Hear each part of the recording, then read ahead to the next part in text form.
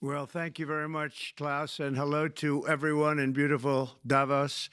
This has been a truly historic week in the United States. 3 days ago, I took the oath of office and we began the golden age of America. The recent presidential election was won by millions of votes, and all seven, every one of them, all seven swing states.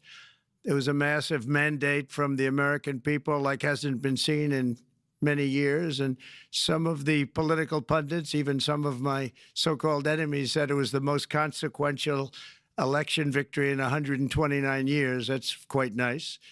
What the world has witnessed in the past 72 hours is nothing less than a revolution of common sense.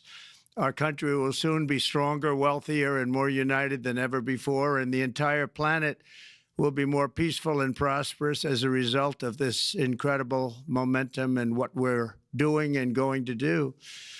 My administration is acting with unprecedented speed to fix the disasters we've inherited from a totally inept group of people and to solve every single crisis facing our country.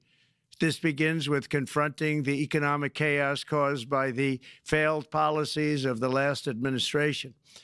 Over the past 4 years, our government racked up $8 trillion in wasteful deficit spending and inflicted nation-wrecking energy restrictions, crippling regulations, and hidden taxes like never before.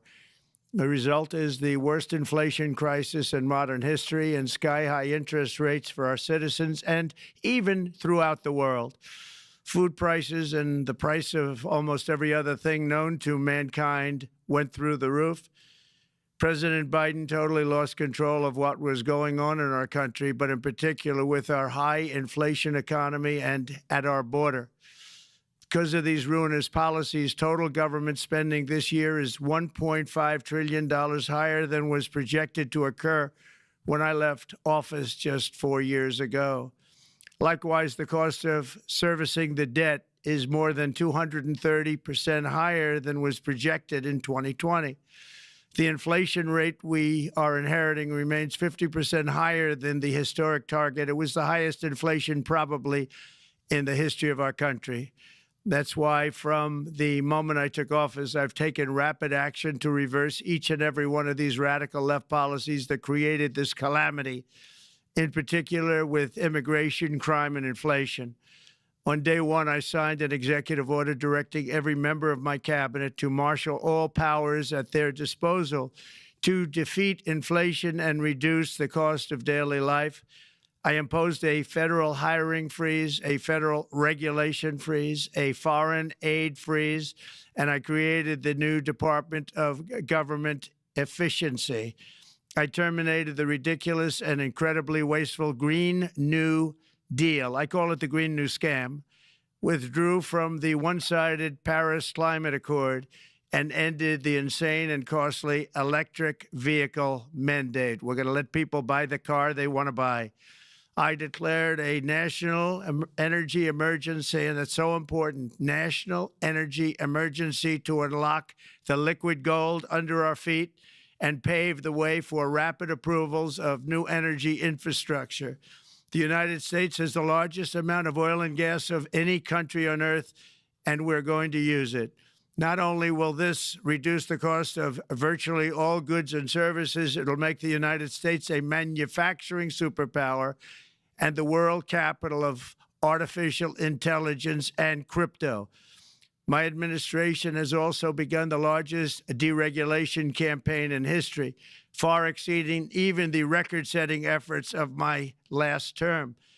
In total, the Biden administration imposed $50,000 in additional regulatory costs on the average American household over the last 4 years. I have promised to eliminate 10 old regulations for every new regulation, which will soon put many thousands of dollars back in the pockets of American families. To further unleash our economy, our majorities in the House and Senate, which we also took along with the presidency, are going to pass the largest tax cut in American history, including massive tax cuts for workers and family, and big tax cuts for domestic producers and manufacturers. And we're working with the Democrats on getting an extension of the original Trump tax cuts, as you probably know, by just reading any paper. My message to every business in the world is very simple. Come make your product in America, and we will give you among the lowest taxes of any nation on earth. We're bringing them down very substantially, even from the original Trump tax cuts. But if you don't make your product in America, which is your prerogative, then very simply you will have to pay a tariff, differing amounts, but a tariff which will direct hundreds of billions of dollars and even trillions of dollars into our treasury to strengthen our economy and pay down debt. Under the Trump administration, there will be no better place on earth to create jobs, build factories, or grow a company than right here in the good old USA. Already, Americans' economic, you can see this, I think, maybe even in your wonderful, wonderful room that you're all gathered together, so many of my friends, but Americans, the economic confidence is soaring like we haven't seen in many, many decades, maybe not at all. Upon my election, it was just announced that small business optimism skyrocketed by 41 points in a single month. That's the highest ever. There's never been anything like that. SoftBank has announced between a $100 and $200 billion investment in the U.S. economy because of the election result. And just 2 days ago, Oracle, SoftBank, and OpenAI announced a $500 billion investment in AI infrastructure.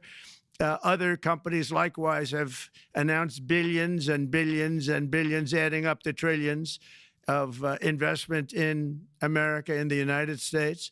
And it's also reported today in the papers that Saudi Arabia will be investing at least $600 billion in America. But I'll be asking the Crown Prince, who's a fantastic guy, to round it out to around $1 trillion. I think they'll do that because we've been very good to them. And I'm also going to ask Saudi Arabia and OPEC to bring down the cost of oil. You got to bring it down, which, frankly, I'm surprised they didn't do before the election. That didn't show a lot of love by them not doing it. I was a little surprised by that. If the price came down, the Russia-Ukraine war would end immediately. Right now, the price is high enough that that war will continue. You got to bring down the oil price. You got to end that war.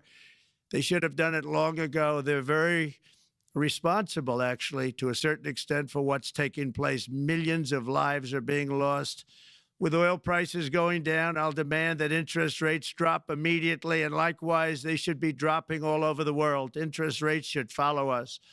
All over, the progress that you're seeing is happening because of our historic victory in a recent presidential election, one that has become quite well known throughout the world. I think a lot of things are happening to a lot of countries.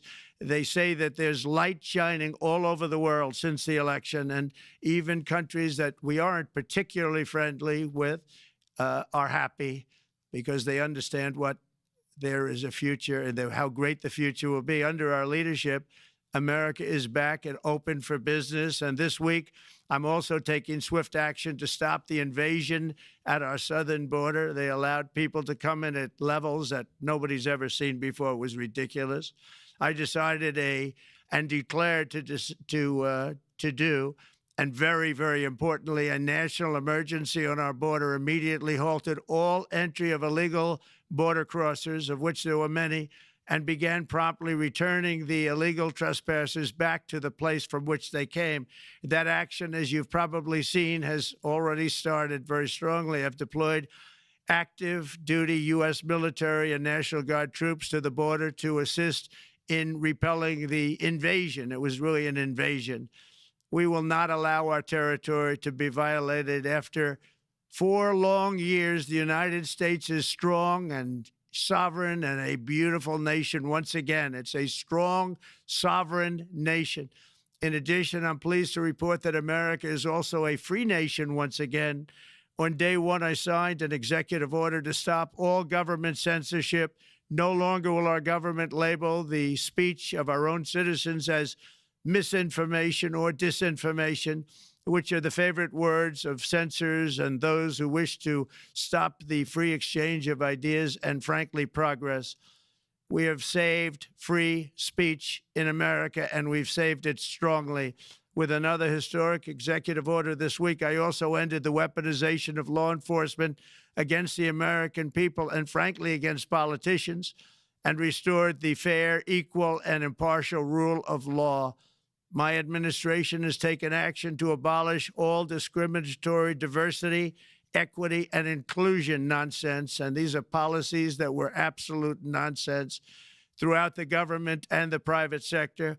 With the recent yet somewhat unexpected great Supreme Court decision just made, America will once again become a merit-based country.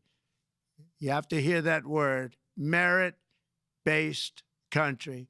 And I've made it official, an official policy of the United States, that there are only two genders, male and female.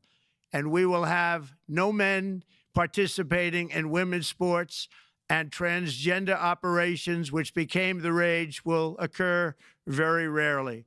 Finally, as we restore common sense in America, we're moving quickly to bring back strength and peace and stability abroad. I'm also going to ask all NATO nations to increase defense spending to 5% of GDP, which is what it should have been years ago. It was only at 2%, and most nations didn't pay until I came along. I insisted that they pay, and they did, because the United States was really paying the difference at that time, and it was unfair to the United States. But many, many things have been unfair for many years to the United States. Before even taking office, my team negotiated a ceasefire agreement in the Middle East, which wouldn't have happened without us, as I think most of the people in the room know. Earlier this week, the hostages began to return to their families. They are returning, and it's a beautiful sight, and they'll be coming in more and more. They started coming back on Sunday.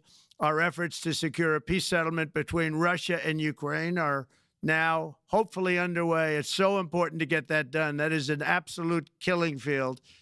Millions of soldiers are being killed. Nobody's seen anything like it since World War II. They're laying dead all over the flat fields. It's a flat field farmland, and there's millions of Russians and millions of Ukrainians.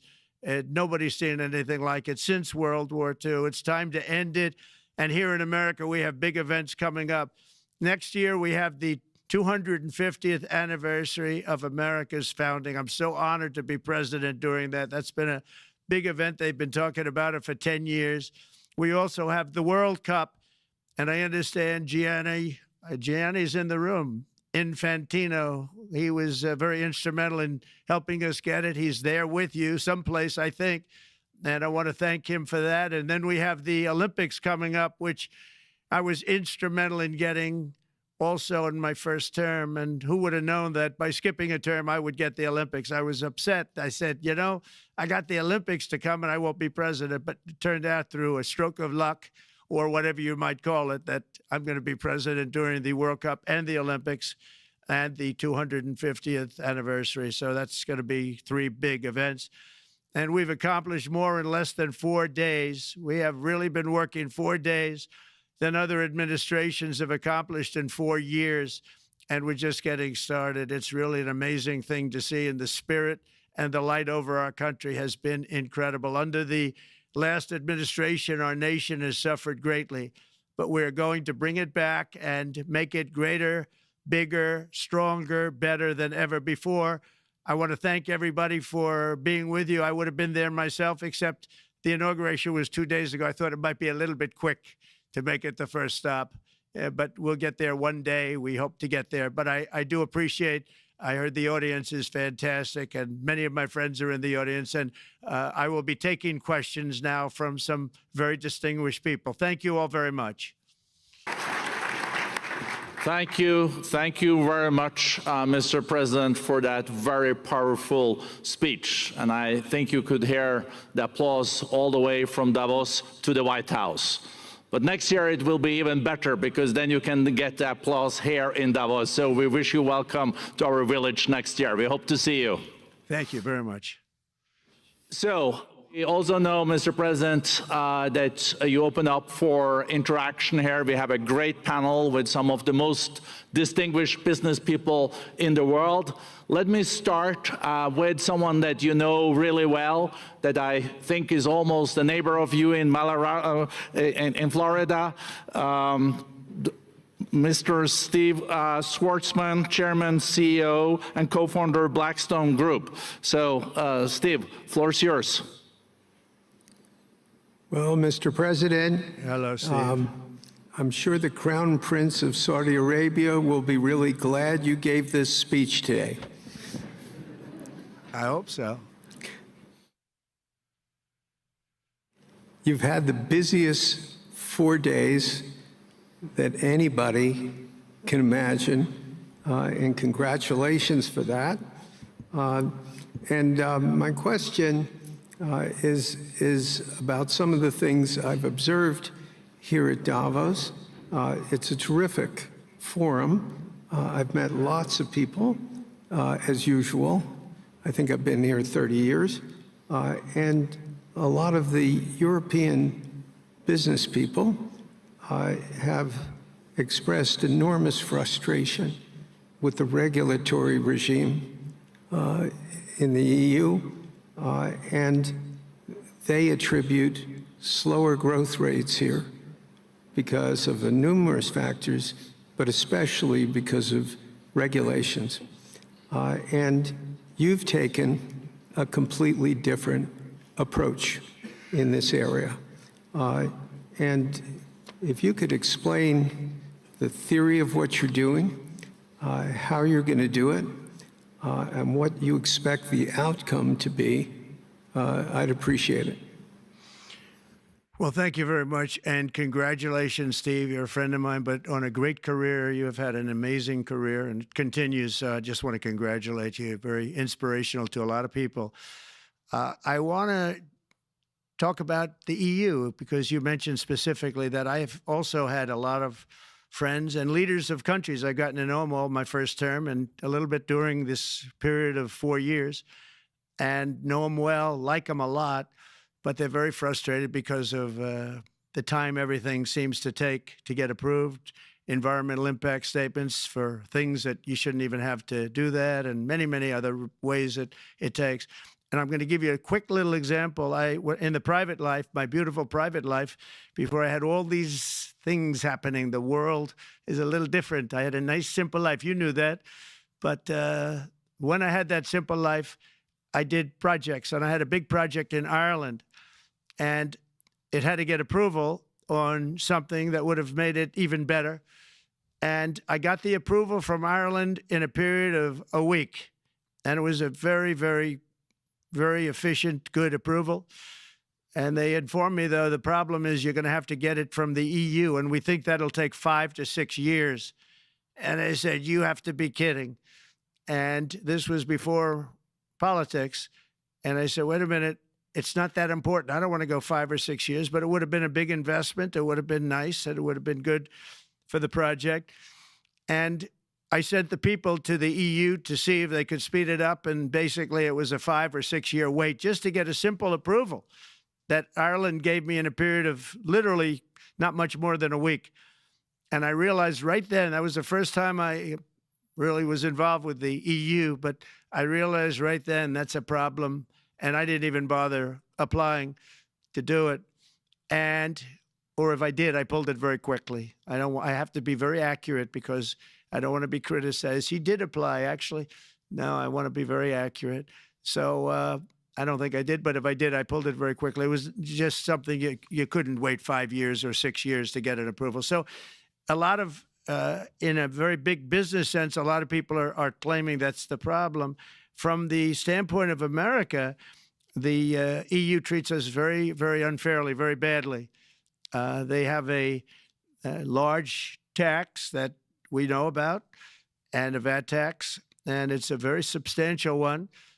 They don't take essentially don't take our farm products, and they don't take our cars, yet they send cars to us by the millions.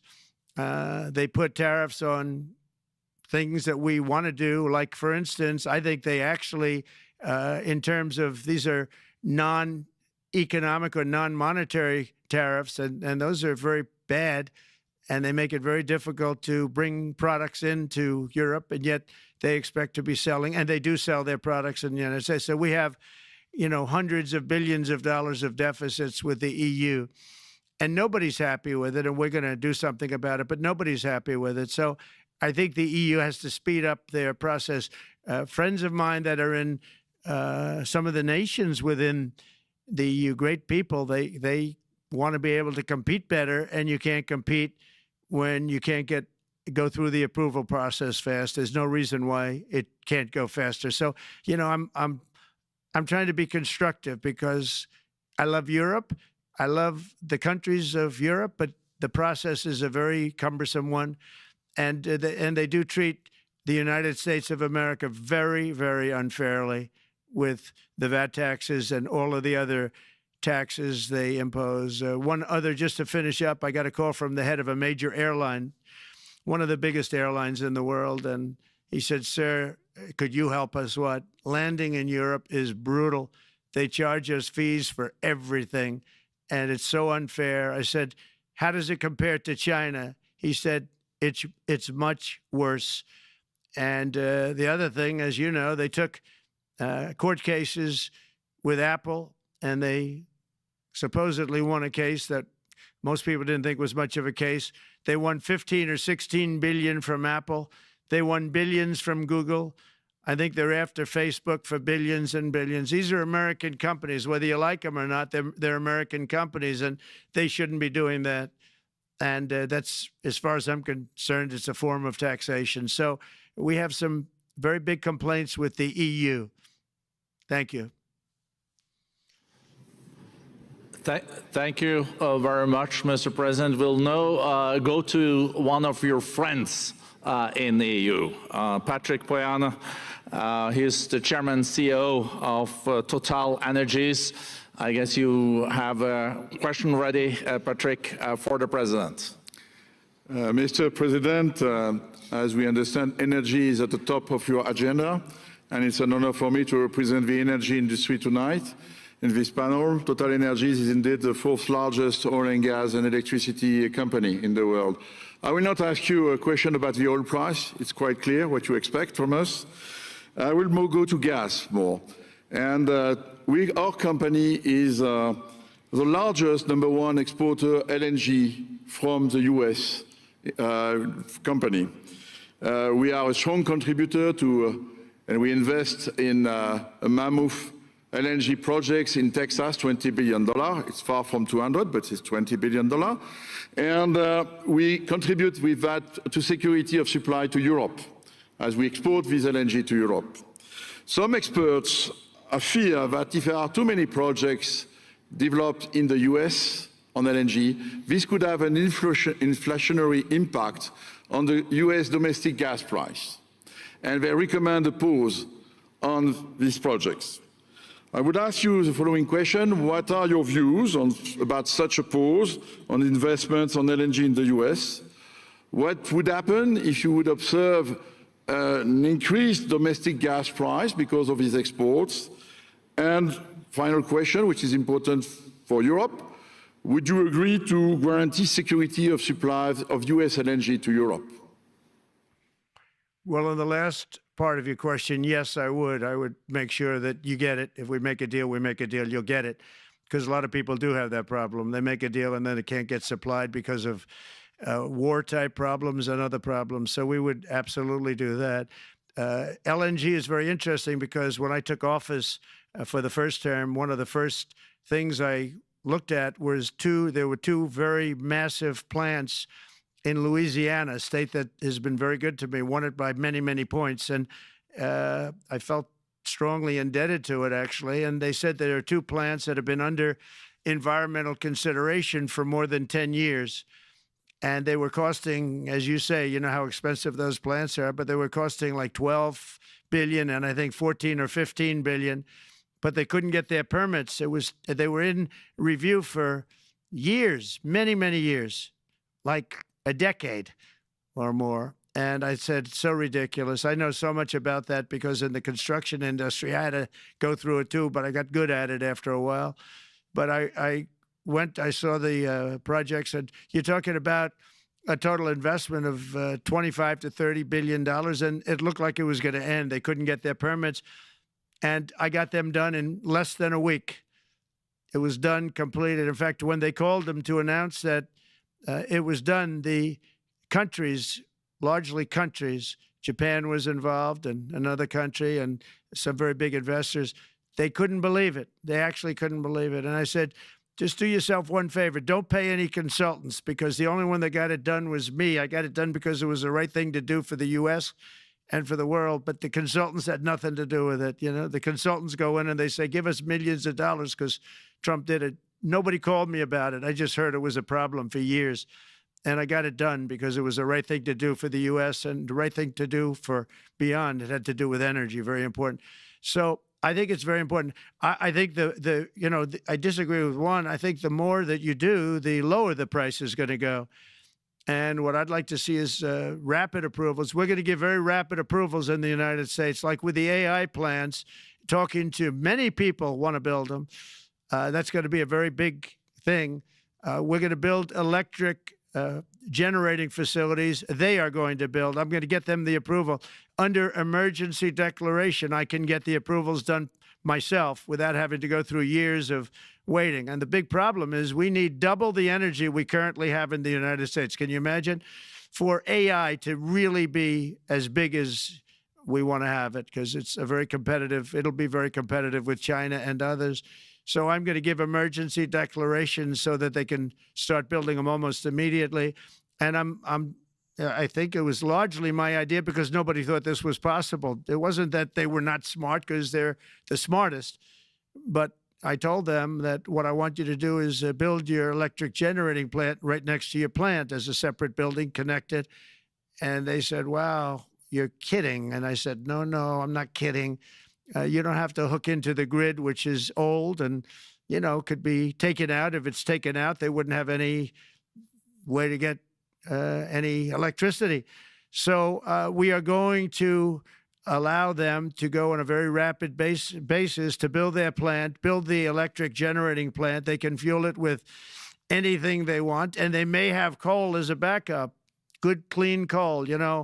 If there were a problem with a pipe coming in, as an example, you're going with gas, oil or gas, and a pipe gets blown up or for some reason doesn't work, there are some companies in the U.S. that have coal sitting right by the plant so that if there's an emergency, they can go to that short-term basis and use our very clean coal. So that's something else that a lot of people didn't even know about. But nothing can destroy coal, not the weather, not a bomb, nothing. It might make it a little smaller, might make it a little different shape, but coal is very strong as a backup. It's a great backup to have that facility, and it wouldn't cost much more money. And we have more coal than anybody. We also have more oil and gas than anybody. So we're going to make it so that the plants will have their own electric generating facilities attached right to their plant. They don't have to worry about a utility. They don't have to worry about anything. And we're going to get very rapid approvals. Thank you. Thank you so much, Mr. President. We'll now go to another CEO that you know very well, Brian Moynihan, the CEO and Chair of Bank of America. Good afternoon, Mr. President, and congratulations, and obviously an eventful week for you and your family. If you remember 5 years ago, you came here and we walked among 150 CEOs from all over the world, and you engaged with them about your policies and your procedures. This year, you're not here, and yet this week was eventful from the orders that you mentioned earlier, literally a wave of orders coming out on immigration, on trade, and many other matters. And so, as a representative of the United States here, we got a lot of questions about what does all this mean and how would the president square this with his clear focus on growth, prosperity, market growth, stock market growth, a good bond market, and bringing down prices. So how do you think about the impact of all these orders and how fast they come out, and how you're going to balance them with that scorecard of being successful in both continuing GDP growth, bringing down inflation, and also having a good stock price appreciation for the American citizen? Well, I think it's going to actually bring down inflation. It's going to bring up jobs. We're going to have a lot of jobs. We're going to have a lot of companies moving in. You know, Brian, we're at 21%. It was at 40%, and I got it down to 21%, the corporate tax. And it was actually, if you look at state and city, it was in many cases much higher than 40%. I got it down to 21%. And now we're going to bring it down from 21 to 15% if, there's a big if you make your product in the U.S. So we're going to have the lowest, just about the lowest rate. It'll be, the 21 is on the low side worldwide. The 15 is about as low as it gets. And by far the lowest of a large country, a large, you know, rich, powerful country, by far, not even a contest. So we're going to bring it down to 15% if you make your product in the USA. So that's going to create a tremendous buzz. We're also probably going back to the one-year deduction where we deduct, you know, we did that originally, and that was amazing what the impact that had, the one-year deduction, which built up over a period of time, and then it expires. But we're going to go back to that when we do the renewal of the Trump tax plan. We have to get Democrats to approve it. But, you know, if the Democrats didn't approve it, I don't know how they can survive with about a 45% tax increase, because that's what it would be. And so I think they're going to do. We've been working along with them pretty well. I think it's very hard for a political group to say, let's charge people 45% more. So I think we're in good shape. But we're actually doing a reduction for business and small businesses where you're going to bring it down to 15%, which is really something. And by the way, speaking of you, and you've done a fantastic job, but I hope you start opening your bank to conservatives, because many conservatives complain that the banks are not allowing them to do business within the bank, and that included a place called Bank of America. They don't take conservative business. And I don't know if the regulators mandated that because of Biden or what, but you and Jamie and everybody, I hope you're going to open your banks to conservatives, because what you're doing is wrong. Mr. President, I'll say that your friend Gianni said hello, told me to tell you hello, and we look forward to sponsoring the World Cup when it comes, both this summer for the club and next year. So thank you for getting that for the United States. Thank you very much, Brian. Thank you, Mr. President. We'll now go to Anna Butin. She's the executive chairman of Banco Santander, one of the big European banks, and also in the U.S. So, Anna. Mr. President, congratulations on a historic victory. Thank you. I believe you don't know me as well as my fellow panelists, so a few words. Santander is one of the largest banks in the world by number of customers, 170 million. That's more than my friend Brian or my friend Jamie have. Wow. And those... They fixed the regulation. That's coming, that's coming. That was cheeky. We're a big investor in the United States. We have many million customers, 12,000 employees. We're one of the largest auto lenders. And we recently launched a fully digital bank called Open Bank. We strongly believe banks have a pivotal role in the economy, and we can accelerate growth and help many more customers. That's what we're doing in the United States. So, as Brian pointed out, we very much welcome your focus on deregulation and reducing bureaucracy. So my question is, what are your priorities in this regard, and how fast is this going to happen? Thank you very much. Well, I think it's going to, thank you and congratulations. I know very much about your bank, and you've done a fantastic job. Congratulations. We are going to move very quickly. We've moved very quickly. We've done things in the last 3 days that nobody thought were possible to do in years. And it's all taking effect. It's going to have a huge impact on the economy, a huge positive impact. Money was being wasted on crazy things. I mean, the Green New Deal was such a total disgrace, how that was perpetrated. And it was conceived of by people that were average students, less than average students, I might add, and never even took a course in energy or the environment. It was just a game. Remember, the world was going to end in 12 years? Remember that? Well, the 12 years has come and gone. It was going to end. It was going to all foam into earth. But, you know, the time has come. These people, and they really scared the Democrats large. I can't say the Republicans. The Republicans maybe could have fought harder to stop it, but it's been a tremendous waste of money. You know, during my 4 years, we had the cleanest air, we had the cleanest water, and yet we had the most productive economy in the history of our country. We had the most productive economy until COVID came. We had the most productive in the history of our country by far, and actually, you can look worldwide. We were beating everybody from China to everybody else. So, and we think we really now, with what we have learned and all of the other things that have taken place, we think we can even far surpass that, actually far, far surpass it. But we do, one thing we're going to be demanding is we're going to be demanding respect from other nations. Canada, we have a tremendous deficit with Canada. We're not going to have that anymore. We can't do it. I don't know if it's good for them. As you probably know, I say you can always become a state. And if you're a state, we won't have a deficit. We won't have to tariff you, et cetera, et cetera. But Canada has been very tough to deal with over the years. And it's not fair that we should have a $200 billion or $250 billion deficit. We don't need them to make our cars, and they make a lot of them.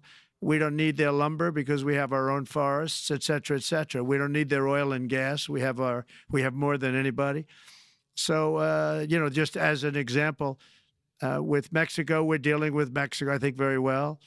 And we're just, you know, we just want to be treated fairly with other nations, because there's hardly a nation in the world, and I blame this on us, and I blame it on politicians that, for some reason, mostly it's stupidity, but you could also say other reasons, but mostly stupidity. They've allowed other nations to take advantage of the U.S., and we can't allow that to happen anymore. You know, we have debt. It's a very small debt when you compare it to the value of the assets that we have, but we don't want to do that. We want to just have debt be obliterated, and we'll be able to do that fairly rapidly. And a lot of good things are going to happen. And honestly, good things are going to happen for the world, and good things are going to happen for the people that are dealing with us, allies and beyond allies. One thing very important, I really would like to be able to meet with President Putin soon and get that war ended. And that's not from the standpoint of economy or anything else. It's from the standpoint of millions of lives are being wasted. Beautiful young people are being shot in the battlefield. You know, the bullet, very flat land, as I said, and the bullet goes, there's no hiding. And a bullet, the only thing going to stop the bullet is a human body. And you have to see, I've seen pictures of what's taken place. It's a carnage, and we really have to stop that war. That war is horrible. And I'm not talking economy. I'm not talking economics. I'm not talking about natural resource. I'm just talking about there's so many young people being killed in this war. And that's not including the people that have been killed as the cities are being, you know, knocked down building by building. So we really should get that stopped. Likewise, in the Middle East, I think we've made a lot of progress in the Middle East, and I think that's gonna come along pretty well. Thank you very much. Thank you, Mr. President. We know that the most consequential relationship in the world is between the U.S. and China. U.S. 28% of the global economy, China close to 20%. That's almost half of the global GDP. And we know that you called President Xi Jinping last Friday. We heard that you had a good discussion. How do you see the relationship between the U.S. and China in the next 4 years under your leadership? He called me, but I see it very good. I think that we're going to have a very good relationship. All we want is fairness. We just want a level playing field. We don't want to take advantage. We've been having massive deficits with China. Biden allowed it to get out of hand. He's $1.1 trillion deficit. It's ridiculous. And it's just an unfair relationship. And we have to make it just fair. We don't have to make it phenomenal. We have to make it a fair relationship. Right now, it's not a fair relationship. The deficit is massive, as it is with other countries, a lot of Asian countries, actually. But we have deficits that are very big, and we can't keep doing that. So we're not going to keep doing that. But I like President Xi very much. I've always liked him. We always had a very good relationship. It was very strained with COVID coming out of Wuhan. Obviously, that strained it. I'm sure it strained it with a lot of people. But that strained our relationship. But we always had a great relationship, I would say, and we look forward to doing very well with China and getting along with China. Hopefully, China can help us stop the war with, in particular, Russia, Ukraine. They have a great deal of power over that situation, and we'll work with them. And I mentioned that during our phone conversation with President Xi, and hopefully we could work together and get that stopped. We'd like to see denuclearization. In fact, with President Putin, prior to an election result, which was frankly ridiculous, we were talking about denuclearization of our two countries, and China would have come along. China has a much smaller, right now, nuclear armament than us, or field than us, but they're going to be catching it at some point over the next 4 or 5 years. And I will tell you that President Putin really liked the idea of cutting way back on nuclear, and I think the rest of the world, we would have gotten them to follow, and China would have come along too. China also liked it. Tremendous amounts of money are being spent on nuclear, and the destructive capability is something that we don't even want to talk about today because you don't want to hear it. It's too depressing. So we want to see if we can denuclearize, and I think that's very possible. And I can tell you that President Putin wanted to do it. He and I wanted to do it. We had a good conversation with China. They would have been involved, and that would have been an unbelievable thing for the planet. And I hope it can be started up again. Mr. President, when you're back here in Davos next year, will there be then a peace agreement with Ukraine and Russia by then? Well, you're going to have to ask Russia. Ukraine is ready to make a deal. Just so you understand, this is a war that should have never started. If I were president, it would never have started. This is a war that should have never, ever been started. And it wasn't started during there was never even talk about it. I knew that it was the apple of President Putin's eye, but I also knew that there was no way he was going in, and he wasn't going to go in. And then when I was out, bad things happened, bad things were said, a lot of stupidity all around, and you end up with what you have. Now you have all these bombed out cities that look like demolition sites with many people killed. I think the thing that you'll see about Ukraine is that far more people have died than is being reported. And I've seen that. But far, far more people have died. When you look at a city that's become a demolition site where big buildings have been collapsed by missiles hitting them and everything else, and they say one person was slightly injured. No, many people were killed. Those are big buildings. I was surprised at how that was my business. These are buildings that go 2 and 3 blocks long. They're 20 stories high. They're big, powerful buildings, and they were knocked down, and there were a lot of people in those buildings that announced that 2 people were injured. That's not true. So I think you're going to find that there were many more people killed in Ukraine in the Ukraine war than anybody has any idea. But if you look now, so many of the people being killed are soldiers just facing each other with guns, rifles, and drones, the new form of warfare, drones. And it's a very sad thing to see. And when you see pictures of the fields that I see, nobody wants to see it. You'll never be the same. Thank you very much, Mr. President, on behalf of all the 3,000 participants here in Davos. We really underline that joining us the third day in your presidency, live taking questions here is so appreciated, and we are already ready for receiving you next year in person. So thank you very much, and all the best from Davos. Thank you. Thank you very much.